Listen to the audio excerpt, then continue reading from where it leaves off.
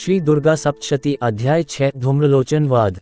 महर्षि मेधा ने कहा, देवी की बात सुनकर दूत क्रोध में भरा हुआ वहां से असुरेंद्र के पास पहुंचा और सारा वृतांत उसे कह सुनाया। दूत की बात सुन असुरेंद्र के क्रोध का पारावार न रहा और उसने अपने सेनापति धूम्रलोचन से कहा, धूम्रलोचन, तुम अपनी सेना सहित शीघ्र वहां जाओ और उस दुष्टा के केशों को पकड़कर उसे घसीटते हुए यहाँ ले आओ। यदि उसकी रक्षा के लिए कोई दूसरा खड़ा हो, चाहे वह देवता, यक्ष अथवा गंधर्व ही क्यों न हो, उसको तुम अवश्य मार डालना।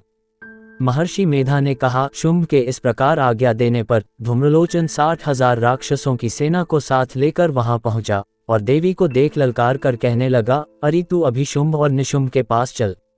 यदि तू प्रसन्नता पूर्वक मेरे साथ न चलेगी तो मैं तेरे केशों को पकड़ घसीटता हुआ तुझे ले चलूंगा। देवी बोली, असुरेंद्र का भेजा हुआ तेरे जैसा बलवान यदि बलपूर्वक मुझे ले जावेगा तो ऐसी दशा में मैं तुम्हारा कर ही क्या सकती हूँ।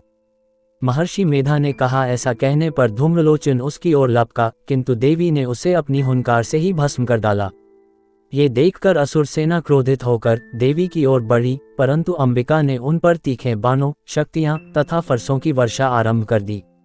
इतने में देवी का वाहन भी अपनी ग्रीवा के बालों को झटकता हुआ और बड़ा भारी शब्द करता हुआ असुर सेना में कूद पड़ा। उसने कई असुर अपने पंजों से, कई अपने जबड़ों से और कई को धरती पर पटक कर अपनी दाढ़ी से घायल करके मार डाला। उसने कई असुरों के अपने नखों से पेट फाड़ डाले और कई असुरों का तो केवल थप्पड़ मारकर सिर धड़ से अलग कर दिया। कई असुरों की भुजाएं और सिर तोड़ डाले और गर्दन के बालों को हिलाते हुए उसने कई असुरों को पकड़कर उनके पेट फाड़कर उनका रक्त पी डाला। इस प्रकार देवी के उस महाबलवान सिंह ने क्षण भर में असुर सेना को समाप्त कर दिया।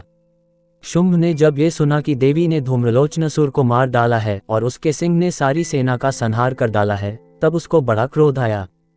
उसके मारे क्रोध के होठ फड़कने लगे और उसने चंड और मुंड नामक महाअसुरों को आज्ञा दी, हे चंड, हे मुंड, तुम अपने साथ एक बड़ी सेना लेकर वहां जाओ और उस देवी के बाल पकड़कर उसे बांधकर तुरंत यहाँ ले आओ।